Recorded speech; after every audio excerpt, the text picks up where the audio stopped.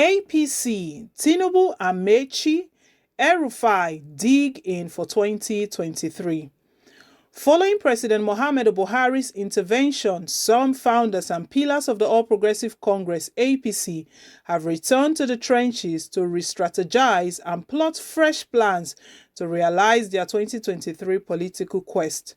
Notable leaders of the party considered to be posturing for 2023 include Asiwaju Bola Tinubu, Transport Minister Rotimi Amaechi, Kaduna Governor Nasir El-Rufai, and Ekiti Governor Kayode Fayemi, among others. President Buhari last week backed the decision of the factional acting national chairman of the party, Chief Victor Gyadom, to hold an emergency National Executive Committee (NEC) meeting. At the NEC meeting held at the presidential villa, members, on the suggestion of President Buhari, dissolved the National Working Committee and appointed a caretaker planning committee headed by Yobe State Governor Mai Malam Birni, with Senator John James Akpundohe as secretary. The faction enjoyed the backing of suspended national chairman Comrade Adams Oshomole and national leader of the APC Asiwaju Bola Tinubu. Thus, some observers saw the dissolution of the National Working Committee as targeted against Tinubu and his 2023 presidential ambition. The presidency and Governor Buni dismissed this insinuation as boarderish and insisted that the sack of the National Working Committee was to save the APC from implosion. Following the dissolution, some members of the NWC, who described the NEC as illegal, contemplated challenging the decision in court, but later changed their minds over what a source attributed to "We don't want to be seen as challenging the president's decision." Indeed, Tinubu at the weekend said President Buhari had spoken and "we accept his decision," just as he said he had not made any decision regarding 2023 because the concerns of this hour are momentous enough. In like manner, Oshomole said he has taken the dissolution of the NWC in good faith and reassured the president that his confidence in his leadership remained unshaken. A stalwart of the APC said the dissolution of the NWC has brought forward a battle that would have been fought in 2022 when Oshomole's tenure would have ended. Oshomole made many avoidable mistakes that have caused a setback to those depending on him to prosecute their 2023 aspirations. Although his tenure would have ended before the 2023 election, but he would have had a hand in producing his successor. Now, that opportunity has been lost. Those depending on him will fight hard to have a hand in producing the next National Working Committee, and it is not going to be easy, the source said. The source projected that the national chairmanship will still go to the South-South, though the APC no longer has a foothold in the oil-rich region, following the defection of the governor Godwin Obaseki of Edo State to the People's Democratic Party. According to the source, the Southwest will still accept the chairmanship slot because its leaders are interested in the presidency. In like manner, the source said that the North does not seem ready to relinquish power to the South in 2023 and may not accept the position. We still have more than 2 years to 2023. He cannot be seen to be fighting the commander-in-chief, though he would have loved Oshomole to serve out his tenure as APC chairman.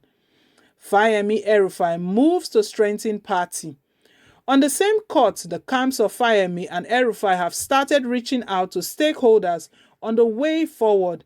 A close aide of Governor Fayemi said the dissolution of the NWC was done in the interest of the party and it is a welcome development, adding that the governor is now joining forces to make the APC strong and viral because it is when the party is strong that you can realize your aspiration.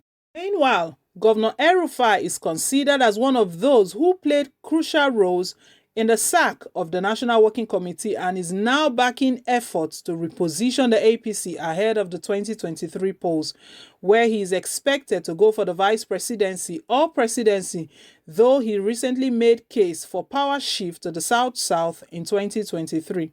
However, Alhaji Abdullahi Gambo Abba, a chieftain of the APC in Kaduna State, said since Governor Rufai of Kaduna has not publicly disclosed his intention or plans for 2023, it will not be credible for anyone to speak on that. On the dissolution of the APC National Working Committee, Abba, who had aspired for the Kaduna State House of Assembly to represent Kawo constituency in 2019, said that there were many insinuations that some governors allegedly worked against Oshomole. Till date, I have not heard any governor or group of governors claim they had hand in the Oshomole's removal. It was just a party affair, and calling names, including that of Rufai, to have played any role would be unfair, he said. As it is, all eyes are on the caretaker committee over how it will navigate the sore spots in the party. This is one of the reasons all eyes are on the Boni-led committee. Already, some members are laying landmines and swearing in violated the APC constitution. Essentially, the geopolitical composition of the committee to a large extent reflects the legacy parties that fused to form the APC in 2013. In February 2013, four legacy parties, Action Congress of Nigeria (ACN), All Nigerian People's Party (ANPP), All Progressive Grand Alliance (APGA), and Congress of Progressive Change (CPC) merged to form APC. They were joined in November 2013 by the NPDP, a gathering of 5 People's Democratic Party (PDP) governors, leaders, and other stalwarts. In November 2013, the APC announced a merger with the Abubakar Baraje-led faction of the PDP of the 7 governors G7 in the breakaway faction, 5 including Rotimi Amaechi of Rivers State, Rabiu Musa Kwankwaso of Kano, Murtala Nkayo of Adamawa, Abdulfatah Ahmed of Kwara, and Aliyu Wamako of Sokoto joined the APC. Other bigwigs who left the PDP for APC were former Minister of the Federal Capital Territory, FCT, Nasir El-Rufai, Speaker of the House of Representatives, Aminu Masari, former PDP Vice Chairman, Sam Jaga, Timipri Silva, former House of Representatives Speaker, Aminu Tambawa, and former Kwara Governor, Bukola Saraki. The APC, with Buhari as presidential candidate, went on to win the 2015 election and defeated incumbent President Goodluck Jonathan of the PDP. It was the first time an incumbent president would lose a re-election in Nigeria. However, midway into his first term, most of the NPDP members alleged marginalization and returned to the PDP.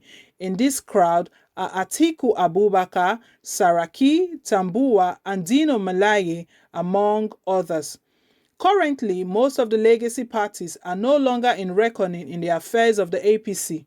The faction of the APGA, led by Chief Rochas Okorocha, appears annihilated in APC. The ANPP team, led by George Mongulu, seem to be on the fringes of activities. The NPDP also appears disseminated, with Amaechi and Sylvia, among others, remaining as survivors. Thus, the ACN and CPC wing are the strongest arm remaining.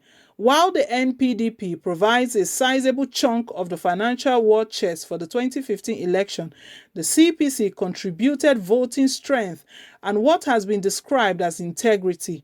The ACN, anchored by Tinubu, also contributed men and material to the electoral onslaught.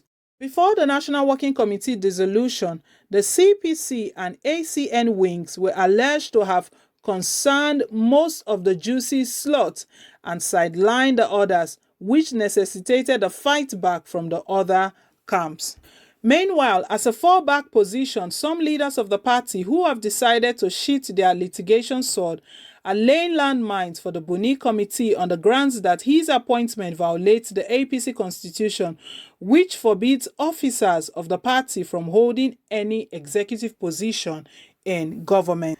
So, guys, that's the news reaching us. Leave your take, leave your comment down below in the comment section. Let's know what you think about all of this. Thank you once again for listening. Please, if you haven't yet subscribed, click on the subscribe button down below and don't forget to give us a thumbs up.